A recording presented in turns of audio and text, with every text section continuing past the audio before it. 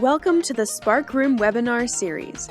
Sparkroom provides full-service, data-driven marketing and technology solutions to ignite your performance marketing. Our webinars provide actionable advice and insight to help you better strategize, execute, analyze, and optimize your marketing campaign efforts. Good afternoon. My name is Kathy Bryan, and I'm the Vice President of Corporate Marketing and Communications here at Sparkroom. I'd like to welcome everyone to our 2016 year-to-date Higher Education Inquiry Generation Review webinar.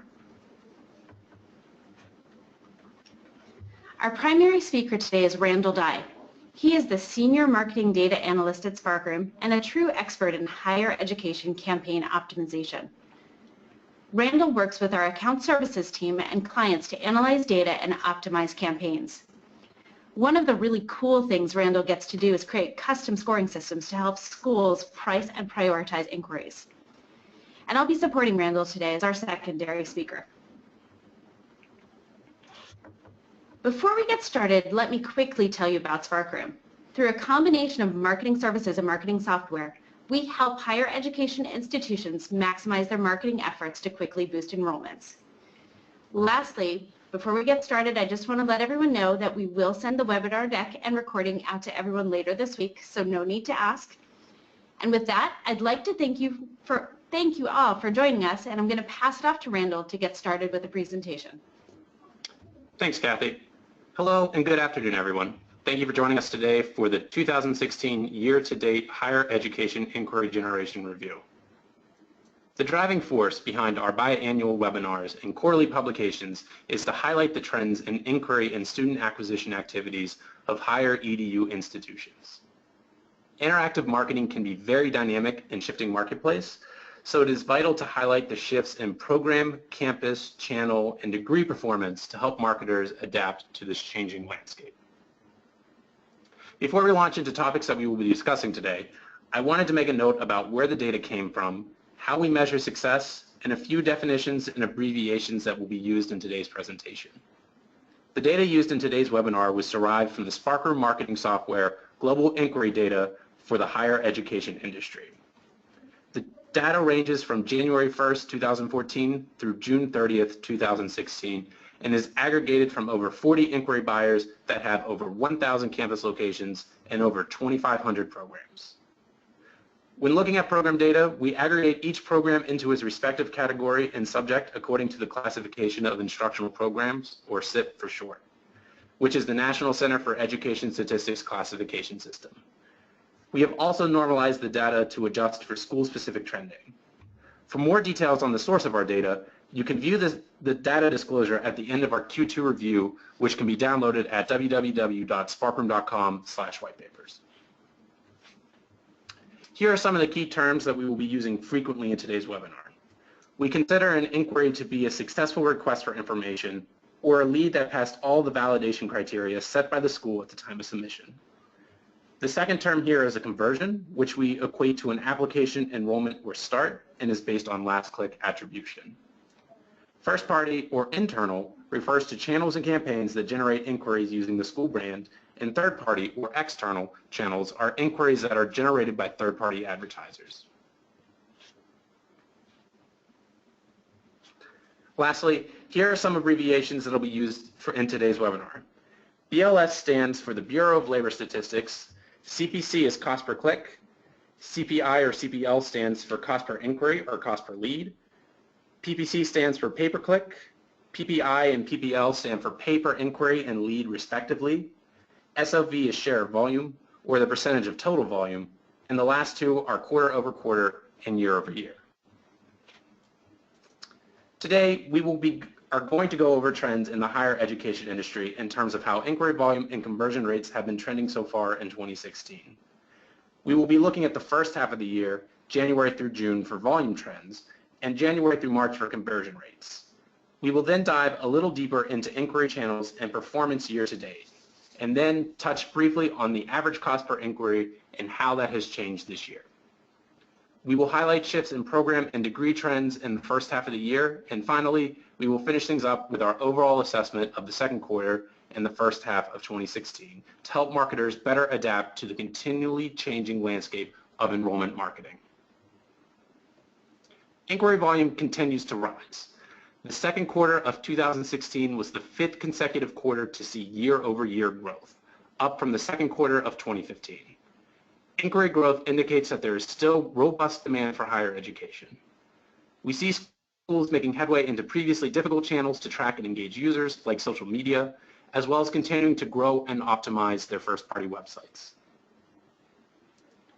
Q2 2016 ended up 3.6% higher than Q2 2015 for overall volume. There is an expected seasonal slip of 0.6% when compared to Q1 2016, but this was an improvement from the 3.4% drop in volume that Q2 2015 had when compared to Q1 2015. Looking at campus volume, Q2 2016 remained flat when compared to Q2 2015 and only was down 4.2% when compared to Q1 2016, well above the 14.4% drop in volume in Q2 2015 from Q1 2015. Online volume was the main engine behind the year-over-year growth for Q2 2016, ending up 9.7% higher than Q2 2015 and increasing 5.5% from Q1 2016.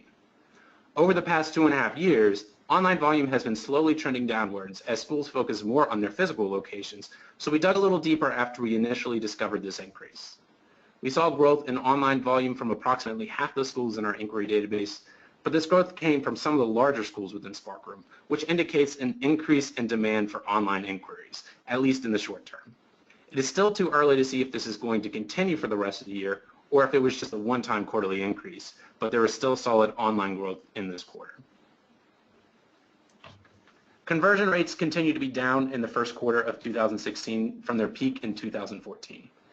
We saw a vast expansion towards internal channels in early 2014, and the performance led to continual investment into these verticals. This demand for internally generated inquiries has led to more competition within first-party PPC, social, and email channels, which has slightly weakened conversion rates. However, internal channels still yield high conversion rates compared to nearly every PPL channel.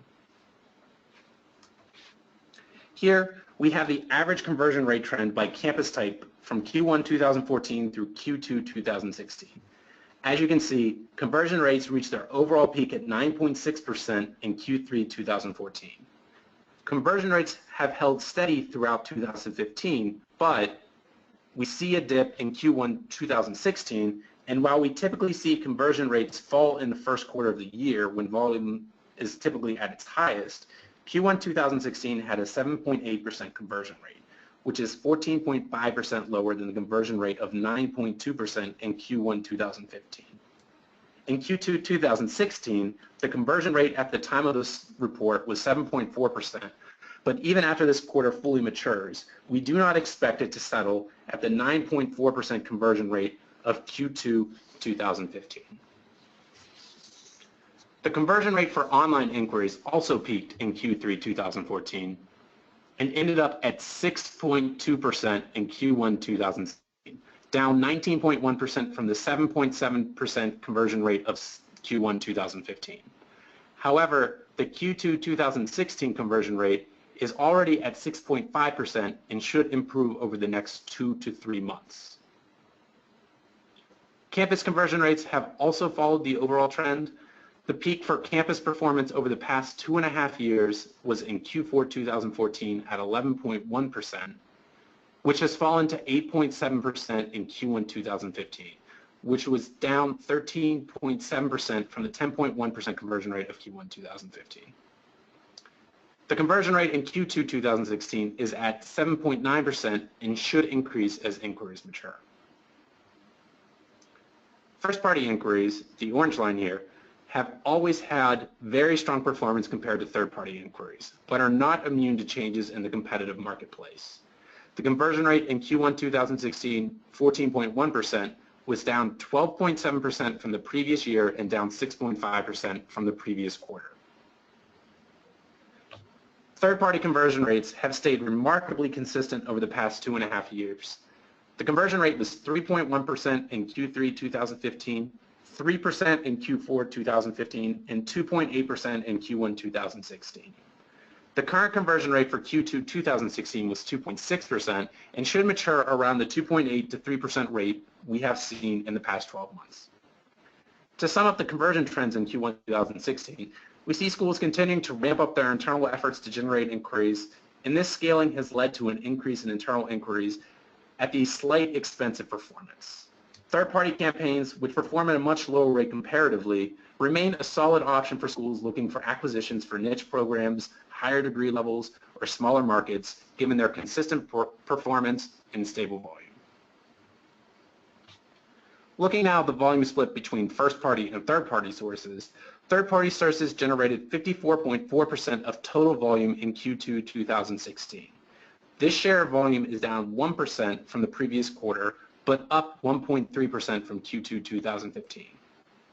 The share of volume between first-party and third-party has been split around the 50-50 line since the start of 2014. Schools continue to generate quality first-party inquiries, but still need to rely on third-party sources to meet their enrollment targets. And representing almost all third-party inquiries, affiliate data leads constituted 53% of all volume from all channels during Q2 2016. This share of volume was fairly constant with the previous quarter, up only about 0.5%. The conversion rate of 2.7% for affiliate data leads was down 22.7% from Q2 2015. However, we have seen impressive growth in third-party pay-per-click campaigns, with volume up 71.7% from the previous year.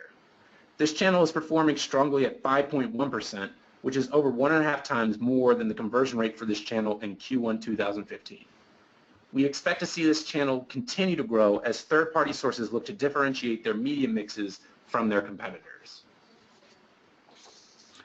Third-party sources make up over 50% of all inquiries and around 20% of all conversions.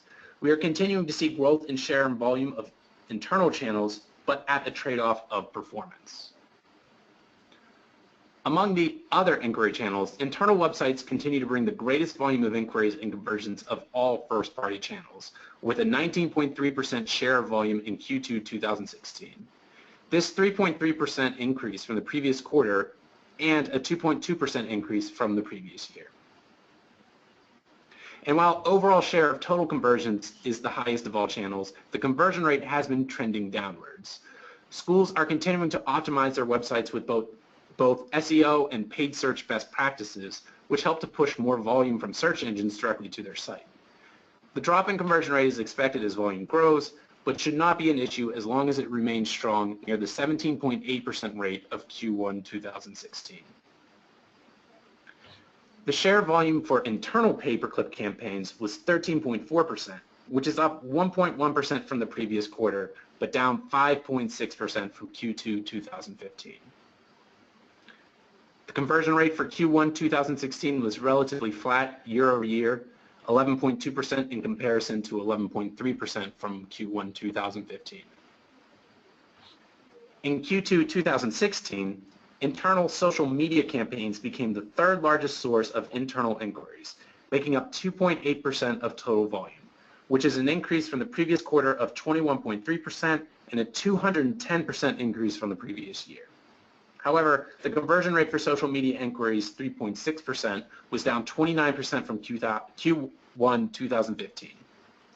This channel is still in its infancy, and while schools are starting to successfully scale campaigns towards volume, there will still need to be strong analysis and optimization in order for this channel to bring conversion performance in line with other internal campaigns. When purchasing affiliate data leads, I'm sure this number looks very familiar. $44 has been the average cost per inquiry for third-party data leads for the fourth consecutive quarter. And this average for third-party data leads increased by 1 penny from the previous quarter. There is variation in average CPLs when broken out by degree, but these trends have varied little over the past 2 years, so third-party products have had to open up new channels in order to attain different price points per inquiry. The average hot transfer CPI of $101 in Q2 2016 was up 0.3% from Q2 2015. This channel is more susceptible to large swings in price as schools push for more volume or scale back their hot transfer buys. The lowest average price for a hot transfer was $91.20 in Q4 2014, and the highest average CPI was $106.40 in Q3 2014.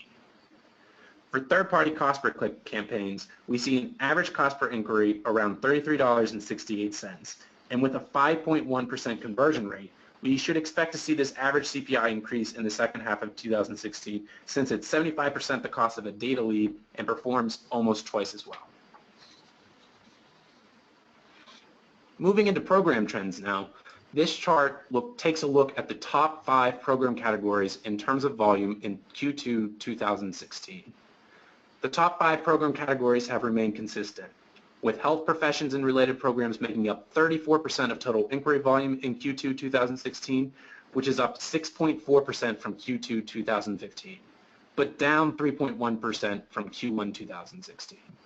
Business, education, computer and information services, and psychology programs round out the other top 5 programs, with business and computer programs both increasing quarter-over-quarter and year-over-year. Conversion rates for all 5 program categories fell in Q1 2016 from Q4 2015, and additionally, 4 of the top program categories also experienced a year-over-year conversion rate slip. Computer and information sciences was the only top program category with a boosted conversion rate, up 22.4% year-over-year to 6.5% in Q1 2016. Health and business programs still continue to make up the majority of both inquiries and conversions in the higher education space. Outside of these 2 program categories, we see lower but consistent demand for the other program categories. Personal and culinary services programs achieved the highest conversion rate of 16.5% for a program in the top 20 in terms of volume. According to the BLS, employment of chefs and head cooks is expected to grow 9% between 2014 and 2024, faster than the average for all occupations. And the best paying jobs, like those at upscale restaurants, hotels, and casinos, are very competitive, so we should expect to see demand and performance in this category to continue. In this table, we break out the top 5 programs by terms of volume in Q2 2016. Business administration programs still maintain the top spot at 11.6% of total volume, but registered nursing continues its rise in terms of share of volume, getting closer to overtaking business administration programs. And despite the overall decline in conversion rate for most program categories and subjects, business administration programs have conversion rates higher than Q4 2015 by 8.8% and higher conversion rates from Q1 2015 by 14.6%. The other medical programs all have lower conversion rates in Q1 2016 from Q4 2015, but they are all up from the previous year. Looking over the past 2.5 years, we see business administration volume in Q2 2016 has fallen in share of volume by almost 20% since Q2 2014, but it looks to be leveling out. However, this chart really shows the rise in medical programs over the past 2 years. Nursing, medical assistance, and medical insurance coding programs have all had significant gains in share of volume. Psychology has also had modest increases over this time period, but criminal justice programs have fallen significantly in terms of its share and volume in 2014. The conversion picture looks very similar to the volume breakout. Big winners compared to their share of volume include criminal justice programs, there in the darker yellow, and welding programs in the darker red. Now, we'll take a more in-depth look at some of the top performing programs. The share of business administration and management programs has been steadily declining, even when overall inquiry has both fluctuated both up and down over the past 2.5 years. However, for the past 3 quarters, from Q4 2015 to Q2 2016, the share of volume for business administration programs has been holding steady at 11.6%. So it seems that we may have reached the equilibrium for this program amidst all the changes to the industry. Business and financial operations occupations are not expected to grow faster than the projected average rate for all occupations, but the median wage for these jobs is 82% higher than the median income across all occupations, producing stable demand for these degrees. The conversion rate for all business administration inquiries was 9.9% in Q1 2016 and is currently at 9.8% for Q2 2016, so it should end up higher in the most recent quarter. Share volume for nursing programs has been steadily increasing over the past 2.5 years, but this growth rate seems to be slowing, with a 2.1% share of volume in Q1 2014, a 6.6% share of volume in Q1 2015, an 8% share of volume in Q1 2016, and ending up at an 8.4% of total volume in Q2 2016. However, conversion performance has also been falling alongside the growing demand for inquiries, with the 7.5% conversion rate in Q1 2016 down about 46.8% from the peak conversion rate of 14.1% in Q2 2014. The job growth for nursing programs is projected to increase at 2 times the pace of all occupations due to the increasing demand for nursing occupations. The strong employment growth was known for several years, which resulted in the bill. Great, thank you so much, Megan. Now, if any of our attendees have any additional questions or like further information, feel free to reach out to us at webinars@sparkroom.com. Thank you for joining us today, everyone, and we hope you enjoy the rest of your day. Volume for medical and clinical assistant programs was at its highest point in Q2 2016 at 5.6%, which is an increase of 42.4% since Q1 2014. Yet, the conversion rate was 7.5% in Q1 2016, which was down 34.5% from Q4 2015. The growth rate for medical and clinical assistants are expected to grow even faster than the pace for registered nursing. However, the salary for these positions are low, averaging $25,700 in May 2015. The lower salaries are possibly a contributing factor for the below average conversion rates for these programs. Growth in volume for the medical insurance coding specialist field can be tied to both employment projections and the upcoming change in the job requirements around the ICD-10 coding guidelines. The guidelines were introduced in fall 2015, and we saw a large volume spike of 12.3% in Q1 2016. Conversion rates in Q1 2016 fell 3.7% from Q1 2015 to 5.9%, which may be due to the grace period for the guidelines ending on October 1st of this year, which could lead to a conversion spike in these programs during Q2 and Q3 2016. Psychology jobs are projected to grow 29% in the next 10 years and have very high median wages, around $72,580. But these programs have very high educational requirements of a doctorate degree to be competitive for top-paying jobs.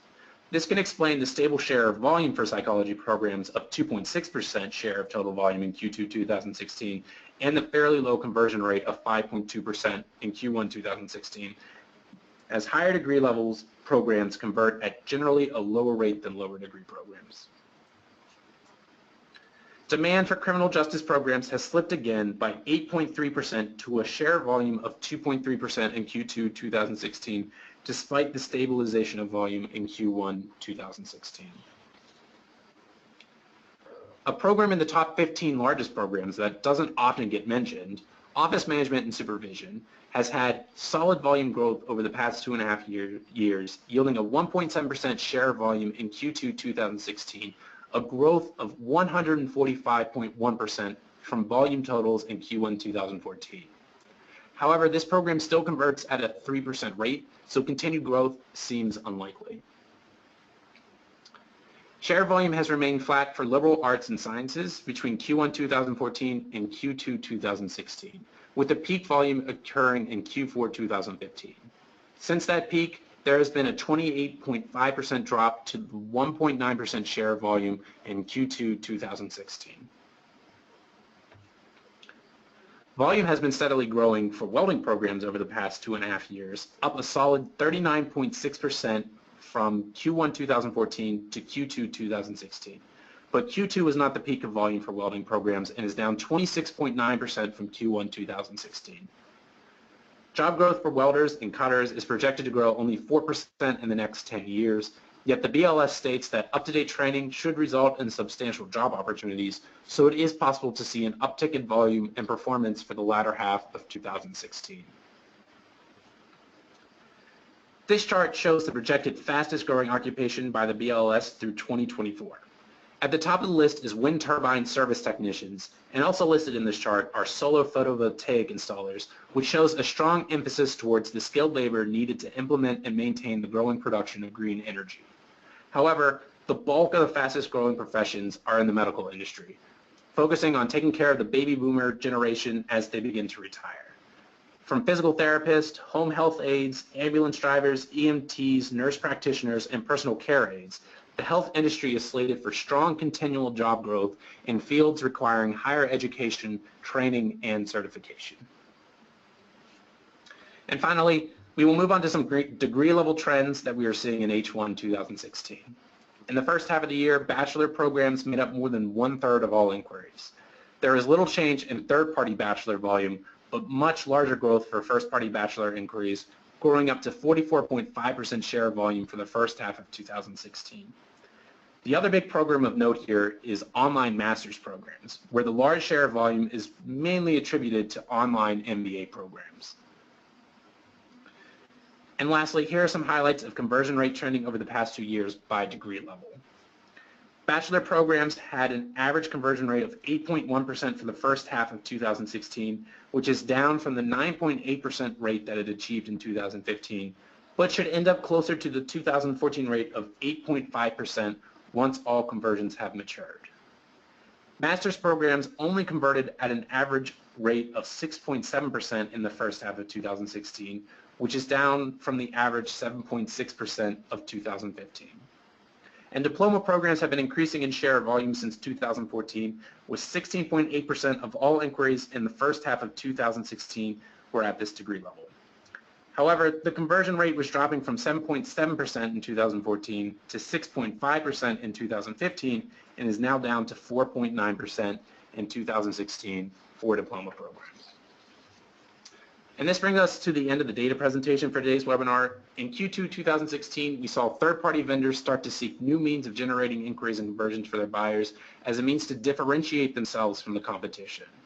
Internal channels are looking to differentiate and grow their media mix by sending reliable search channels to their internal websites and looking to engage their target audience further up the funnel through social and media displays. Thanks, Randall. So now you've heard all of the numbers and our senior data analyst starting to talk about differentiating. When you hear a numbers guy talking about differentiating, you know it's important. So now let's talk about the marketing side of differentiating. When rising inquiry volume and declining conversions come side by side, it's clear that competition is strong. So differentiating your school and programs is essential. Passion is important in the world of branding, and your differentiation must be felt both internally and externally to be a reason a prospective student will select your school over the competition. Program offerings certainly can be a point of distinction. What are the employment demands in your region? Are there gaps that are not yet covered by institutions nearby? Focusing on those may do you more good than getting further established into the highly competitive world of healthcare. But in higher education, differentiation can take many forms. So don't just think about marketing, but also about enrollment operations and any other areas that can help you boost your conversion numbers. When you get a new inquiry, what happens to it? How quickly do you reach out and how often?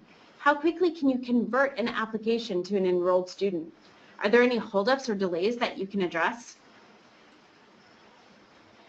A slight shameless marketing plug, Sparkroom supports many higher education institutions in their demand and enrollment management efforts to ensure they can measure the effectiveness of their marketing, recruitment, and enrollment efforts while realizing improved conversion metrics.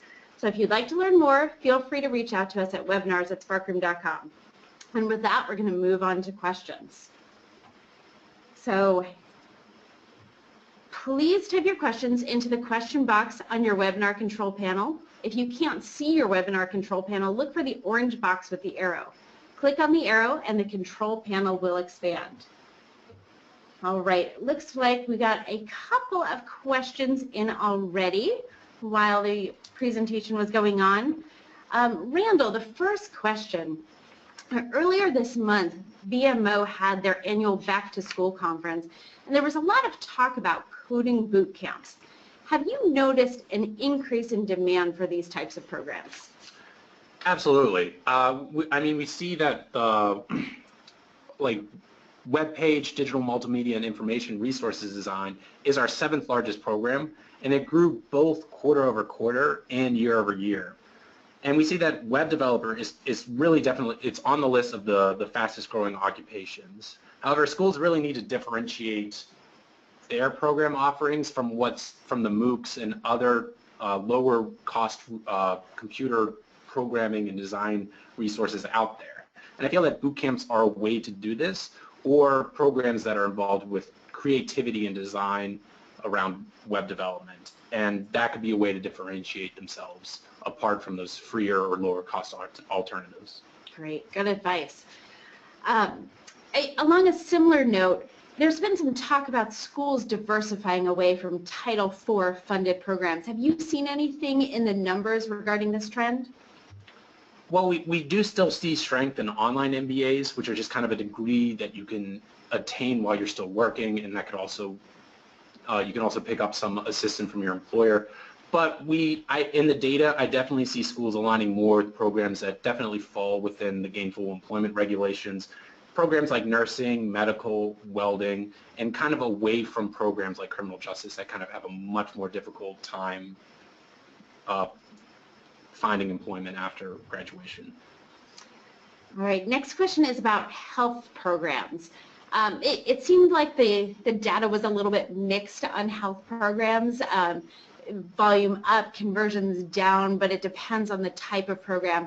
For schools that are focused on health, what's your advice? How should they move forward? I mean, it's a question of just finding the right market, finding the right mix of program type and degree level offering. If there is a large demand for master's programs, that might be a way to set for master's in nursing. That might be a way to set yourself aside from maybe the flood of associates and bachelor type nursing programs in the market within your region. I mean, there's always going to be a demand for the lower level certification and training programs for medical assistant and clinical assistant. So it's just finding out where the real demand in the market is and trying to find degrees that best suits that. Great. And then another program-focused question. When it comes to business programs, they were on a downward trend. It seems to be leveling out a little bit.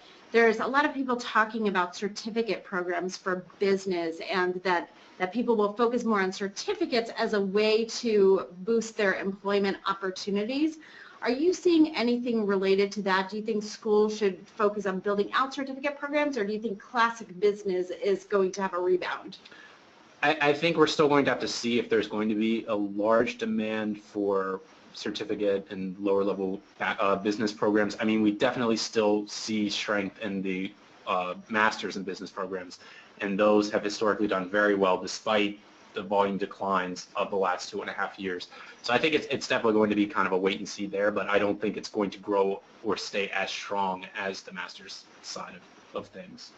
All right, thank you. More of a question related specifically to the data and definitions. How is an affiliate data lead defined? Did we include leads that we get from third-party affiliate call centers within the affiliate data lead?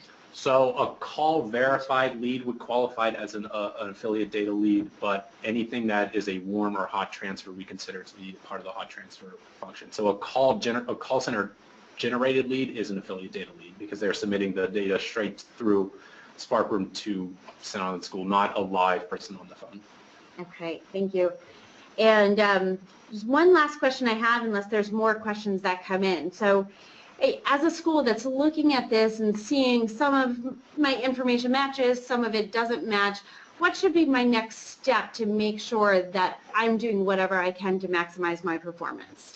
I mean, I think it really depends on how you look at it, because we can definitely drill down by degree level to see if the performance is still there. Are you performing well at graduate degree programs as opposed to undergraduate degree programs? We can definitely look at different types of markets to see where performance might be slipping or might be doing very well. Is an online versus campus type program. So just there's a lot of different ways to splice an individual school's data to compare against the industry to see where they're doing better or need improvement. So it's just a question of just drilling down and really just trying to find that answer. All right, awesome. Well, thank you so much, Randall. Great information, and thanks to everybody for joining today's webinar. If you have any additional questions or would like further information, feel free to reach out to us at webinars@sparkroom.com. We will send out the webinar deck and the recording to everybody who's on this webinar today. And if you haven't yet downloaded the Q2 review report, it is available, as Randall said earlier, at sparkroom.com/whitepapers. Thank you for joining us and enjoy the rest of your day. Thank you for your time. For more performance marketing resources, including our series of on-demand webinars, go to sparkroom.com/resources.